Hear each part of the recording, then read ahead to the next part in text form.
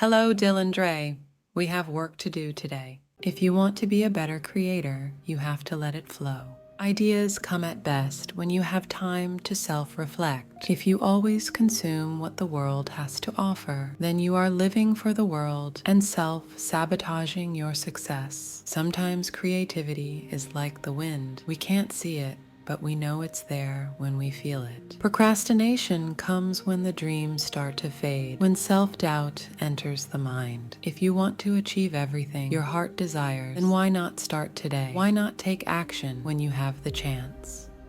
Sometimes letting your mind wander can help with creativity, but spending too much time in your mind can indeed cause procrastination. So tell me, Mr. Dylan Dre, what will you do with the creativity you were given?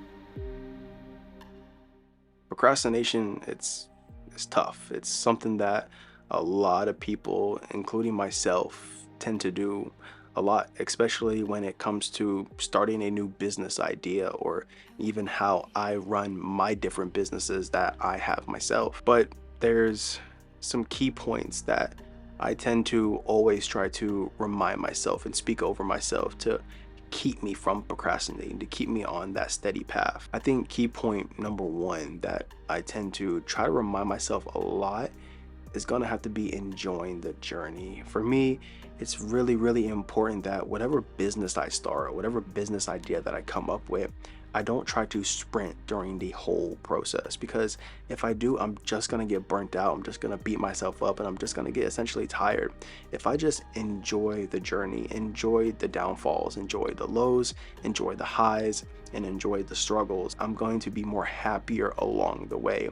I feel like whenever you're starting any business, it's very important what you do in that waiting season, what you do in that learning season. How you conduct business and how you wait patiently and expectantly will determine your outcome for any business that you start. I honestly learned that if you can truly enjoy the race that is set before you, you will have so much more joy during that waiting season, during that waiting process. And honestly, you will stop procrastinating on a lot of decisions that you make or a lot of new ideas that come your way. So yeah, I say for me, really enjoying the journey. That's the biggest key for number one. Key point number two that I try to remind myself a lot is to stop thinking that I'm the Superman filmmaker.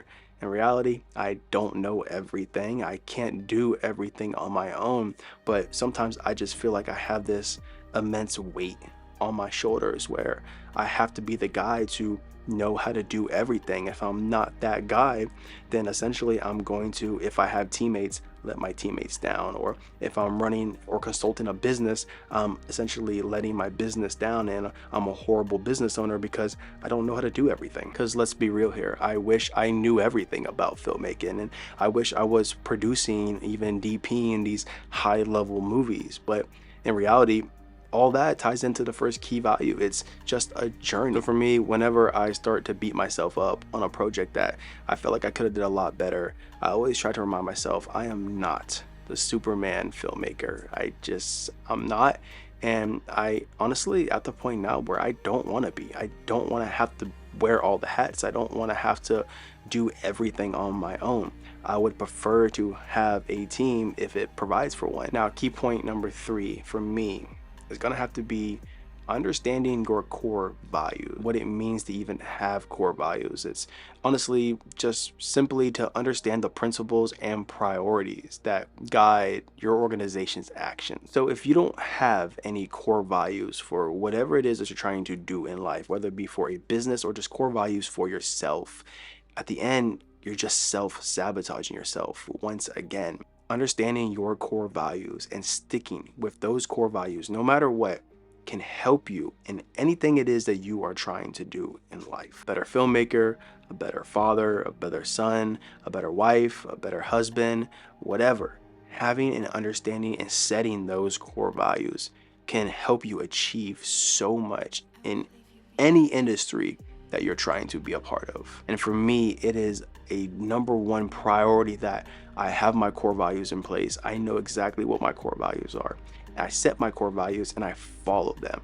You don't always have to follow them to the exact T perfectly, but just having that base understanding of what it is that you're going to live by to essentially guide you on your journey to whatever it is you're trying to achieve. I think that's something that's honestly really, really important to have, whether you're a filmmaker or not. Now, I know we talked about a lot of different things, but the next one is going to have to be highlighting a plan. You can't jump into any business, you can't jump into any career not having a plan. And not having a plan also leads to the path of procrastination. You have to highlight a plan for what it is that you want to do, executing that plan, not accepting failure as an option. That's the biggest one. A lot of people have a plan, they do it, and then they experience failure, and then they just bounce and leave. You can never let failure fully consume or even dictate the course of your life. Failure and fear are two big reasons why a lot of businesses, a lot of people just fail and give up. They first start out with fear, and the fear fully consumes them, and the fear just essentially leads them to their failure. And this is why it is so important. Like I said, if you highlight a plan, stop thinking that you're the Superman filmmaker. Understanding your core values, and if you enjoy the journey, you can save a lot of stress, procrastination, anxiety, headaches, doubts. You can go so much farther in your filmmaking career if you have those principles aligned with your life. Now, this is something that I personally want you to ask yourself if you're in a season in your filmmaking career where things are just not going according to plan, or they're not turning out how you expected them to turn out. Are you truly willing to stick out through this entire process? Because this is going to be a long journey. Filmmaking is a career that doesn't blow up overnight. It's not something that even blows up in 2 or 3 years. You got to understand that there is DPs out there who have been doing this for 10 plus years, and it took them 10 plus years to be able to build the network and the connections that they have now to even get to the position that they're at now. They had to work their way up a gigantic ladder. They had to essentially play all the roles in the film industry in order to get to where they're at now. So if you're watching this video and you maybe just started, or you maybe been doing this for 2 years and you still are not seeing any substantial growth or substantial changes in your life, don't worry, you're not alone. Trust me, it's a ride, it's a journey. This is not a get rich quick career. This is something that's honestly going to take a while, and it's up to you to figure out if you're willing to wait during this time period. And lastly, my biggest key point that again I want to ask you is, what is your end goal? What is it that you want to achieve with this career? What is it that you want to do? Do you want to do this full time, or do you want to do this part time? Is this a hobby to you, or is this a passion to you? What is it about filmmaking that keeps you coming back time and time again? What is it about filmmaking that it just makes you invest so much time, energy, money into this career path? Ask yourself that and really weigh out the pros and cons.